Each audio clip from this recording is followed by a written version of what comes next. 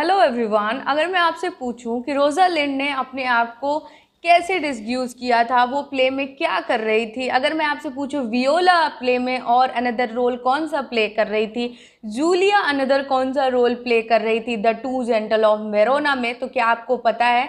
तो नहीं पता है। तो शेक्सपियर के कुछ ऐसे ही इंपॉर्टेंट प्लेस हैं, इंपॉर्टेंट कैरेक्टर्स हैं जिन्होंने खुद को एज अ मेल भी डिस्ग्यूज किया है प्ले के अंदर। तो चलिए देखते हैं वो इंपॉर्टेंट कैरेक्टर्स कौन कौन से हैं।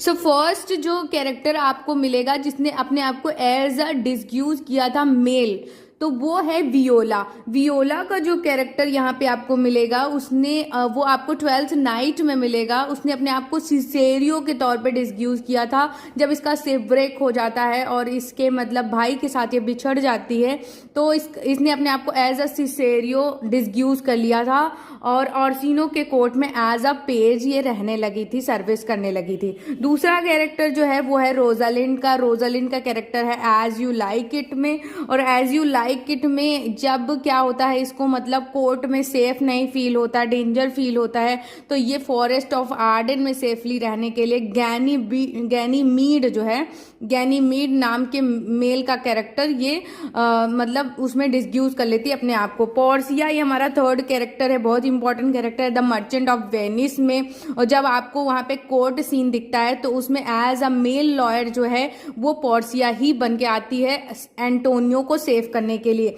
नेक्स्ट जो कैरेक्टर है वो है जेसिका। जेसिका का कैरेक्टर भी आपको मर्चेंट ऑफ वेनिस में दिखाई देगा। ये शाइलॉक की डॉटर होती है जो कि मतलब थोड़ा ब्रीफली ये बॉय के तौर पे दिखाई देगी जब ये स्केप कर रही होती है अपने लवर लॉरेंजो के साथ। दूसरा जो हमारा 5th नंबर का कैरेक्टर है वो इमोजिन, ये सिम्बलिन में है।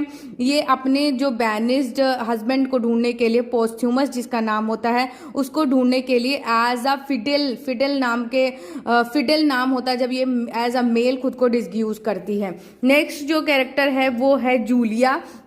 जूलिया का जो कैरेक्टर है वो आपको the two gentleman of Verona में मिलेगा, जो कि प्रोटियोस की बिलवेड है और वो प्रोटियोस से मिलने के लिए, उसको फॉलो करने के लिए मिलान जाती है, उसके एक्शंस को ऑब्जर्व करती है। सो हमारा जो लास्ट कैरेक्टर है वो है नेरिसा। नेरिसा का कैरेक्टर जो है द मर्चेंट ऑफ वेनिस में आपको दिखाई देगा। ये असिस्ट करती है पोर्सिया को as a male clerk. Okay.